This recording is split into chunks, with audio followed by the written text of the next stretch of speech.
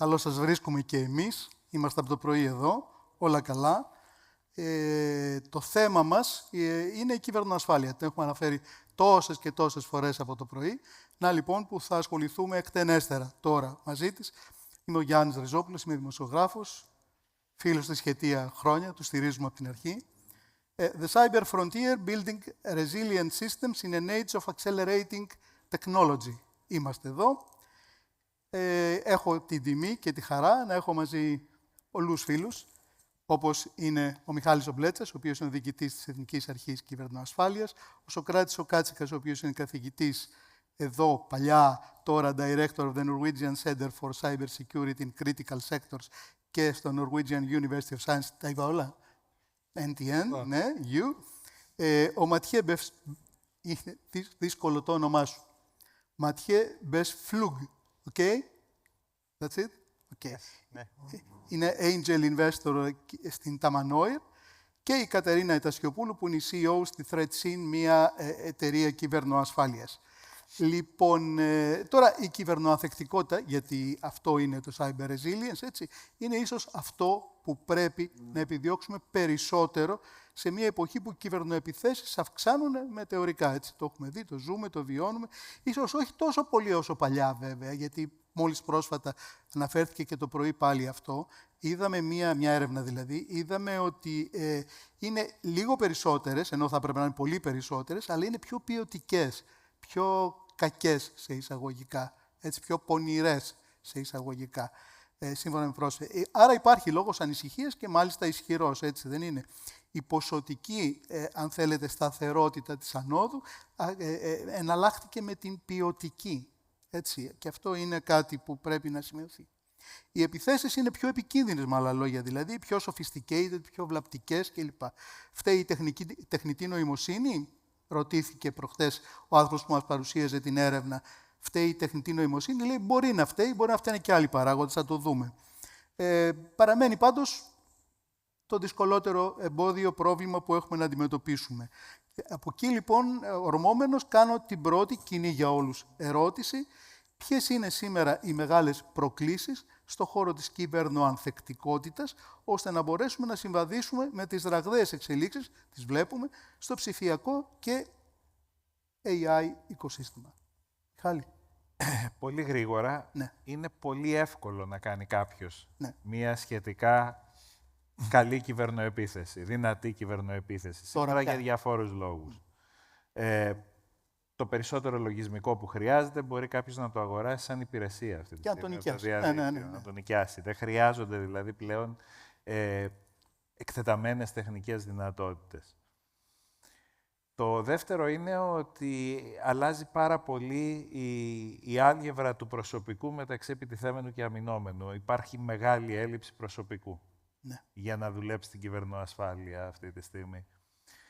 Αυτό είναι ένα παγκόσμιο πρόβλημα. Επίσης, το βλέπουμε πολύ πιο έντονα στο δημόσιο τομέα, όπου σε πάρα πολλούς οργανισμούς βλέπουμε τους καλούς ανθρώπους να φεύγουν και να πηγαίνουν στον ιδιωτικό τομέα, όπου εκεί πολλές φορές άσελά τους προσφέρουν υπηρεσίες στους επιτιθέμενους. Πώς? Πάει κάποιος και αγοράζει τις υπηρεσίες τους. Οι Ισραηλινοί είναι πολύ γνωστοί για το συγκεκριμένο θέμα, ότι θα πουλήσουν οτιδήποτε σε οποιονδήποτε. Για παράδειγμα, Pegasus και βλέπουμε. Ή για παράδειγμα το NotPetya, το οποίο το λογισμικό ήταν γραμμένο από ανθρώπους που δούλευαν για την NSA και τους ξέφυγε κάποια στιγμή όταν οι άνθρωποι αυτοί πήγαν στον ιδιωτικό τομέα. Και φυσικά αναδυόμενες απειλές όπως είναι το AI και τα λοιπά, αλλά έχουμε ήδη αρκετά προβλήματα στο συγκεκριμένο τομέα. Θα κλείσω με τα απριχιωμένα συστήματα. Πάρα πολλά συστήματα, ήδη φτάνουμε όλο και περισσότερα συστήματα, χτίζουμε πάνω σε συστήματα τα οποία είναι δύσκολο να μπαλώσουμε από την πλευρά της ασφάλειας. Ναι. Τις προάλλες άκουσα όχι μία, πολλές θα είναι, πάντως εγώ για μία το άκουσα, ότι έχει ακόμα Windows XP. Windows XP. Σκέψου τώρα τι τρύπες υπάρχουν εκεί μέσα. Υπάρχουν πάρα πολλά embedded συστήματα με Windows XP αυτή τη στιγμή. Ναι. Σοκράτη. Να πιάσω το τελευταίο. Ναι. XP, καλά ήταν. Καλά ήταν. Υπάρχουν συστήματα που 95. ακόμα έχουν. Ναι. και μάλιστα σε κρίσιμα βιομηχανικά συστήματα. Λοιπόν, αλλά για να το δούμε λίγο πιο συστηματικά. Όταν μιλάμε για κυβερνοανθεκτικότητα, που στην ουσία είναι το καινούριο δόγμα της κυβερνοασφάλειας, και σωστά είναι, έχουμε 3 πυλώνες που στηρίζουν αυτή τη διαδικασία. Είναι η τεχνολογία, είναι οι διαδικασίες και είναι και οι άνθρωποι. Θα πω λοιπόν μερικές προκλήσεις, μερικές τις είπε ήδη και ο Μιχάλης, εντάσσοντάς τις σε αυτές τις 3 κατηγορίες. Και ξεκινώντας κανείς από την τεχνολογία, βέβαια, είναι εύκολο να δει κανείς ότι εκεί οι προκλήσεις προέρχονται από από την αξιοποίηση των λεγόμενων disruptive τεχνολογιών, στην προκείμενη περίπτωση 2. AI, quantum computing. Ήδη το προηγούμενο πάνελ συζήτησε για την επίδραση που έχει ενδεχομένως το quantum computing πάνω στην κρυπτογραφία και σωστά υπόθηκε ότι δεν υπάρχει ακριβής εκτίμηση για το πότε ακριβώς θα έχουμε πρόβλημα. Περνώντας στις διαδικασίες, στα processes δηλαδή, εκεί πάλι αν ήταν να επιλέξω δύο στοιχεία, το ένα στοιχείο είναι το supply chain, δηλαδή το πώς διασφαλίζουμε το supply chain, και δεν εννοώ την συνέχεια του supply chain, εννοώ το supply chain το οποίο θα μπορεί να παρέχει στις κρίσιμες υποδομές που είναι το μεγαλύτερο ενδιαφέρον που έχω εγώ, και λογισμικό αλλά και hardware, το οποίο κάνει αυτά που πρέπει να κάνει και μόνο αυτά που πρέπει να κάνει. Έτσι, να μην έχουμε δηλαδή trojans είτε σε software, είτε σε hardware, είτε σε firmware κτλ. Και το δεύτερο, όσον αφορά τα processes, έχει να κάνει με την πολυπλοκότητα του νομικού συστήματος που έχουμε φτιάξει στην Ευρώπη. Όχι αυτό ότι είναι κακό, αλλά χρειάζεται ένα consolidation πολλών ρυθμίσεων. Γιατί αυτή τη στιγμή, αν πάτε, ας πούμε, να δείτε τις υποχρεώσεις που έχει με ένας οργανισμός για reporting, με βάση την υπάρχουσα νομοθεσία, πρέπει να έχει 6-7 διαφορετικά reporting σχήματα. Ευτυχώς η Commission το έχει καταλάβει αυτό και κινείται στην κατεύθυνση του να απλοποιηθεί αυτό το σχήμα, αλλά δεν πάβει να είναι μια πρόκληση διαδικαστικής φύσης. Και στην τελευταία κατηγορία, στην κατηγορία των ανθρώπων, νομίζω η πιο σημαντική πρόκληση είναι η έλλειψη του ανθρώπινου δυναμικού, το χάσμα δεξιοτήτων που έχουμε. Δεν είναι μόνο χάσμα δεξιοτήτων ειδικών επιστημόνων στην ασφάλεια, αλλά και ανθρώπων οι οποίοι μπορούν να εκπαιδεύσουν. Ναι, το teacher trainer. Ναι. Δηλαδή έχουμε διαφορετικά επίπεδα ελλείψεων. Και συμπληρωματικά με αυτό, με το γεγονός ότι έχουμε έλλειψη προσώπων, ας πούμε, είναι και το ότι λόγω της αύξησης των επιθέσεων, είτε αριθμητικά είτε σε ποιοτική πολυπλοκότητα, έχουμε ήδη και το φαινόμενο αυτό που λέμε incident fatigue. Ναι. Δηλαδή ο κόσμος ο οποίος ασχολείται με την αποτροπή, με την πρόληψη, με την απόκριση σε επιθέσεις, παρουσιάζει μια κόπωση. Αυτά. Η οποία πώς βγαίνει αυτή η κόπωση στη δουλειά τους, πώς βγαίνει αυτή η κόπωση? Με λάθη. Χάνοντας, ανθρώπινα λάθη. Ναι, ανθρώπινα λάθη. The missing link. Ναι. Ματιέ. Hi, ευχαριστώ. Apologies everyone for my English. No. Je peux parler français si vous préférez. No problem. Pas du tout. So we're talking about cyber resilience, not just cybersecurity. And so we're assuming that attacks will indeed happen. And it's not just about hardening our systems to prevent these attacks, but it's all about also figuring out how we're going to react when these attacks do happen. And in fact, as it turns out, if you look at the 2 largest IT outages in the world the past year, they were not due to cyber attacks per se, but what they do have in common is that they were in subsystems that were designed to mitigate such cyber attacks. So if you look at the CrowdStrike outage a year ago, you remember all the airports going to standstill, right? That was due to a problem in one of these systems that we use to mitigate the cyber attack. Cloudflare more recently, where it was Here comes help. A change in configuration to the bot detection system that led to chain reaction and discovered a bug that hadn't been detected before. And lo and behold, 25% of the internet is is unreachable. So if we look at, I always think about this, in an evolving landscape. I always think back to a book from Simon Singh, who talks about code breaking from ancient Egypt all the way to quantum cryptography. And he pointed out that at various points in history, sometimes the offense had the advantage, and sometimes it's defense. And we have to acknowledge that these days, offense has new tools.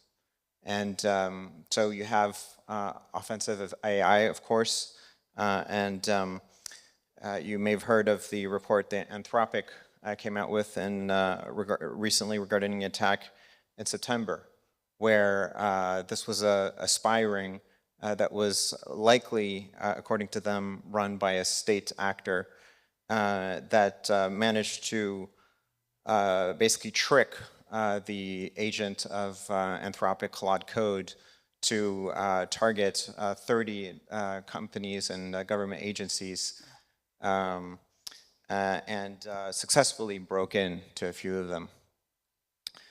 So this is the threat that we have, is that at the peak of that attack, it was multiple requests that were being sent per second. So the celerity, the velocity of these attacks is much faster than before, than what humans could achieve. So this is a big challenge for us these days.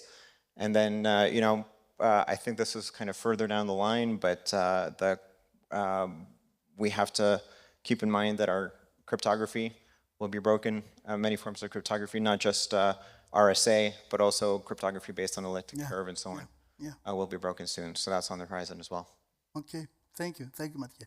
Κατερίνα. Ναι. Λοιπόν, εγώ θα το απαντήσω λίγο διαφορετικά. Για να δούμε. Και είναι πολύ ενδιαφέρον, επειδή άκουγα τους συναδέλφους να απαντάνε την ερώτηση και σκεφτόμουν η ίδια τη ανθεκτικότητα. Και η ανθεκτικότητα μόνη της είναι ένας όρος πολύ αόρατος. Δεν είναι μετρήσιμος όρος και γι' αυτό είναι ενδιαφέρον η συζήτηση. Λοιπόν, το μεγαλύτερο πρόβλημα είναι η ταχύτητα εξέλιξης της τεχνολογίας αυτή τη στιγμή. Ο κόσμος αλλάζει τόσο γρήγορα και η άμυνα δεν εξελίσσεται τόσο γρήγορα. Και αυτό δημιουργεί μια ανισορροπία, που δεν με συμφέρει να το λέω, αλλά θα είναι πάντα μια ανισορροπία, επειδή οι κακόβουλοι έχουν πάρει αυτή την εξέλιξη. Δηλαδή έχουν πάρει τη τεχνητή νοημοσύνη και την έχουν ενσωματώσει στις επιθέσεις και έτσι γίνονται πολύ πιο successfully, πολύ πιο γρήγορα, πολύ πιο έξυπνα. Εμείς όμως, τι κάνουμε με αυτή την εξέλιξη? Εγώ τώρα, σαν επιχειρηματίας, ως παράδειγμα, για να μπορώ να επενδύσω στη τεχνητή νοημοσύνη, θέλει πάρα πολύ χρόνο και θέλει και πολλά χρήματα. Και μετά το προϊόν που θα βγάλω, πλέον θα το πουλάω πιο ακριβά. Οπότε, ο κόσμος, ας πούμε, της άμυνας είναι κάτι που είναι επιπληρωμή λιγάκι. Πρέπει να επενδύσει μια εταιρεία. Ο κόσμος της επίθεσης δεν είναι έτσι. Είναι ελεύθερο το AI για τους κακόβουλους. Και έτσι αυτή η ισορροπία δεν θα υπάρξει ποτέ. Οπότε θα είμαστε πάντα ένα βήμα πιο πίσω. Το δεύτερο κομμάτι είναι ότι, πέρα από αυτό, υπάρχει ένα misconception ότι η τεχνολογία από μόνη μας θα μας σώσει. Δηλαδή, τα προϊόντα είναι enough. Ή ότι η τεχνητή νοημοσύνη θα πολεμάει την τεχνητή νοημοσύνη και θα είμαστε μια χαρά. Πάλι ο κόσμος δεν δίνει έμφαση στο ανθρώπινο δυναμικό, που αναφέρθηκε ο κύριος Βλέτσας και οι συνάδελφοι. Το 99% θα έλεγα των επιθέσεων ακόμα αφορούν τους ανθρώπους. Γιατί και οι τεχνολογίες άνθρωποι τις έχουν φτιάξει. Άνθρωποι τις κάνουν εγκατάσταση, τις ελέγχουν. Οπότε πάλι δεν κοιτάμε τόσο πολύ το ανθρώπινο κομμάτι.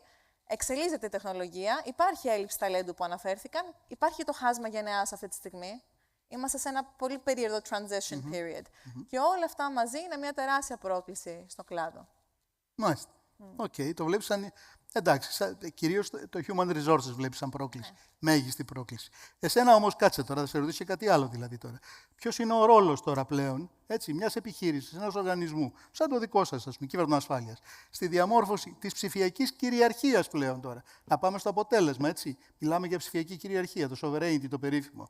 Έτσι. Και στη χώρα και στην Ευρώπη, φυσικά, έτσι. Ναι. Για πες. Νομίζω είμαι η μόνη που αντιπροσωπεύει μια ιδιωτική επιχείρηση τώρα Ναι. στο πάνω. Α. Λοιπόν, εμείς μαζί με την Εθνική Αρχή, εκπροσωπώντας όλες τις ιδιωτικές εταιρείες, πρέπει να είμαστε σύμμαχοι. Είσαστε. Είμαστε σύμμαχοι και πρέπει να ενδυναμώσουμε λιγάκι τη συμμαχία αυτή, επειδή έχουμε τον ίδιο στόχο που είναι να ενδυναμώσουμε και να θωρακίσουμε τη χώρα μας. Ο ρόλος μας θα έλεγα ότι είναι χωρισμένο σε 4 πυλώνες. Ο πρώτος είναι ότι είμαστε το επιχειρησιακό χέρι του κράτους. Οπότε εδώ η Εθνική Αρχή βγάζει μια στρατηγική, ένα όραμα, βγάζει ένα κανονισμό, βγάζει νόμους και εμείς στην πράξη πάμε να τα υλοποιήσουμε αυτά. Αλλιώς είναι αόρατα.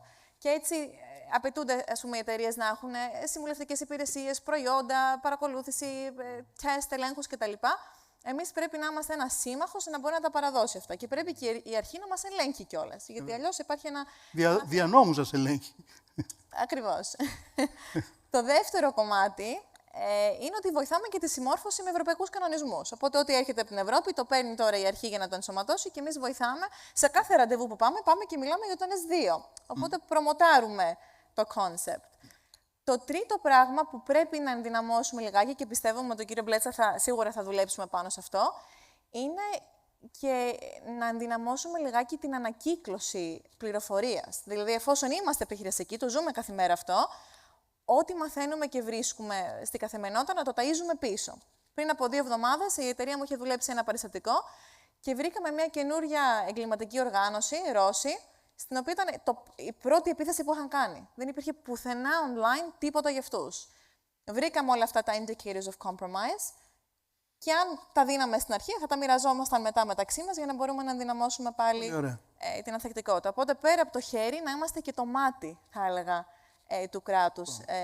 Και το τελευταίο, που αφορά το ανθρώπινο δυναμικό που είπαμε, είναι ότι εφόσον υπάρχει έλλειψη ταλέντου και πολλοί κόσμος φεύγει, είμαστε ένα path, ένας δρόμος στο να κρατάμε το ταλέντο στη χώρα, να δημιουργούμε δουλειές και να δημιουργούμε τεχνογνωσία της χώρας μας. Δεν κάνει να εξαρτιόμαστε πάντα από το εξωτερικό. Αλλάζουν οι πολιτικές συμμαχίες. Γι' αυτό λέμε για sovereignty. Ναι. Να έχουμε τη δική μας, ας πούμε, αν θέλεις. Οπότε αυτό είναι ο ρόλος. Προφανώς κοντά με τους άλλους, δίπλα στους άλλους. Δίπλα, αλλά και την κυριαρχία μας.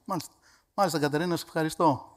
Ματιέ, Socrates a few minutes ago talked about the third-party problems, supply chain problems. I want a comment on that from you. Yeah, absolutely. You can hear me. So Socrates, and I think Mihail, you both touch upon that as well. Supply chains attacks are a huge problem. deal. In fact, so it's estimated that the number of supply chain attacks has gone up 2x over the past year. And it's interesting to try to think about, first of all, so why is this happening? But before we go there, what is a supply chain attack?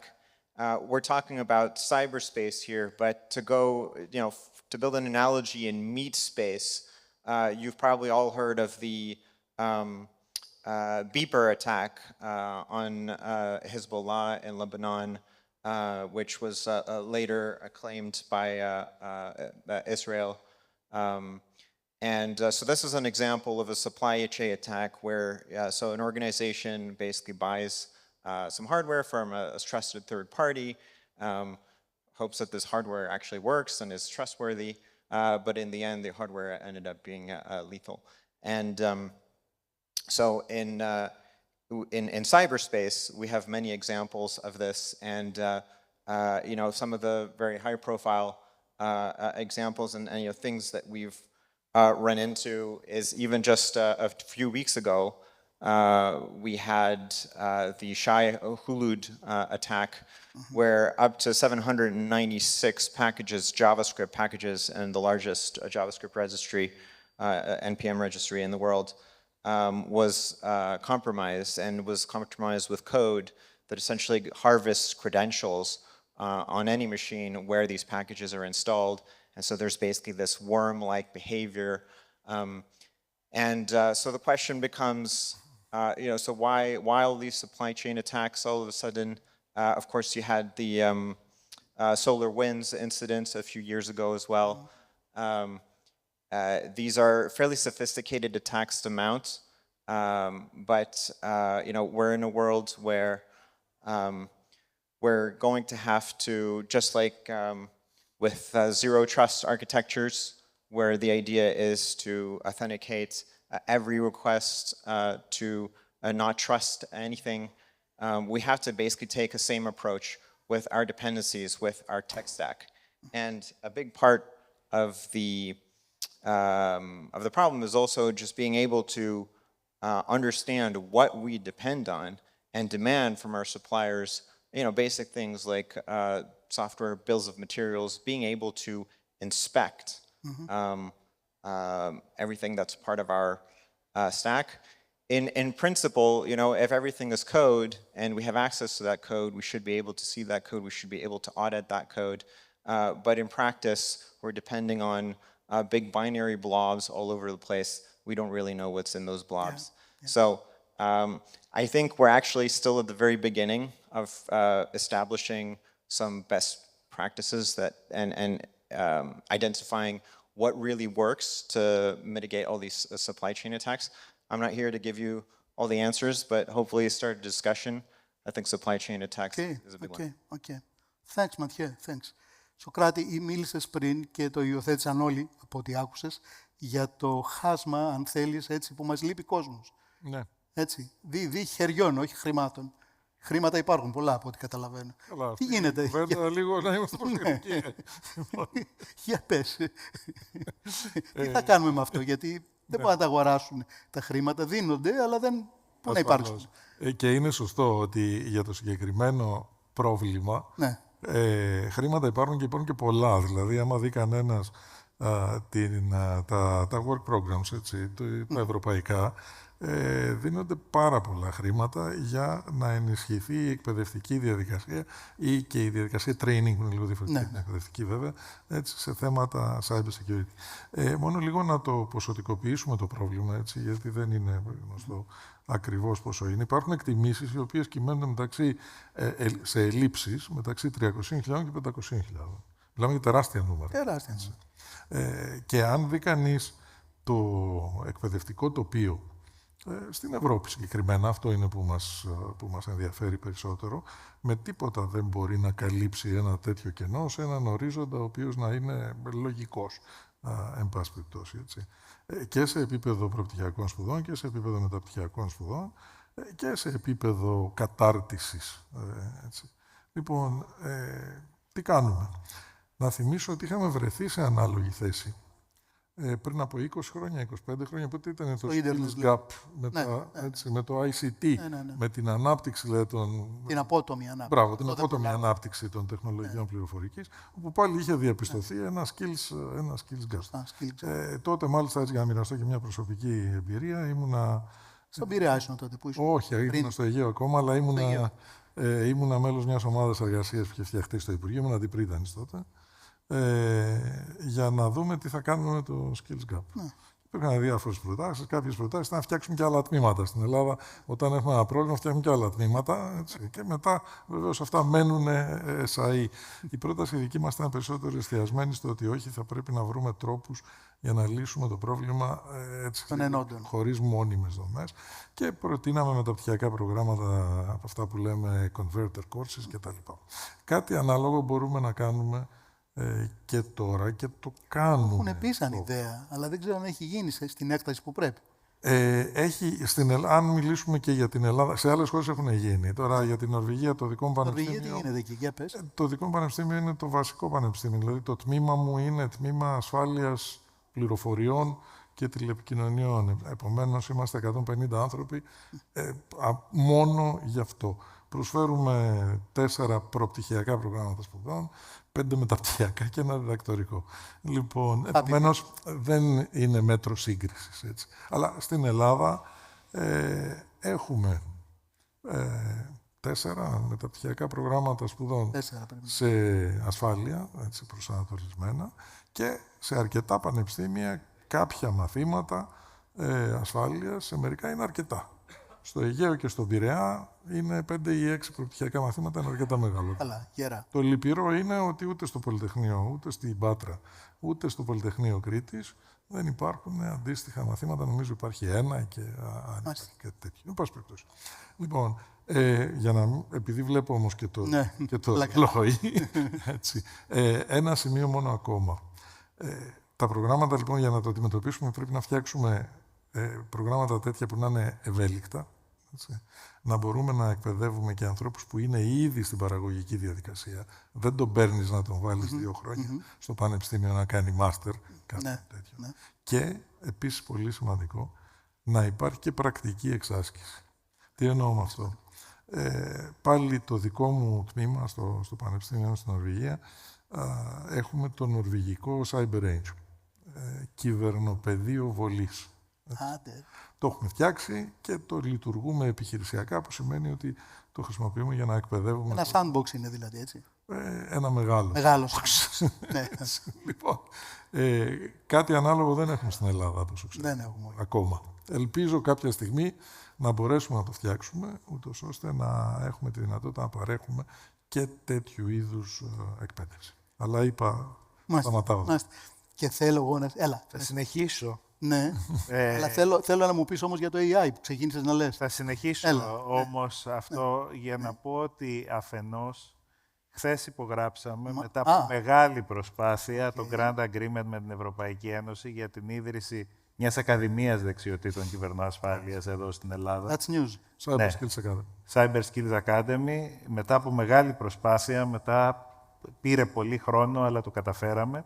Έχουμε άλλο ένα ερευνητικό, όχι τόσο ερευνητικό, εφαρμοσμένο αρκετά για να κάνουμε το Cyber Range για αυτό το Cyber Skills Academy. Επομένως, θα προχωράμε, όχι προφανώς με κάποιους ρυθμούς που εμένα μετά από 30 χρόνια στο MIT θα με έκαναν να είμαι ευχαριστημένος. Οι ρυθμοί με κάνουν να χάνω τον ύπνο μου, αλλά αυτή είναι και το κάνουμε, το προχωράμε.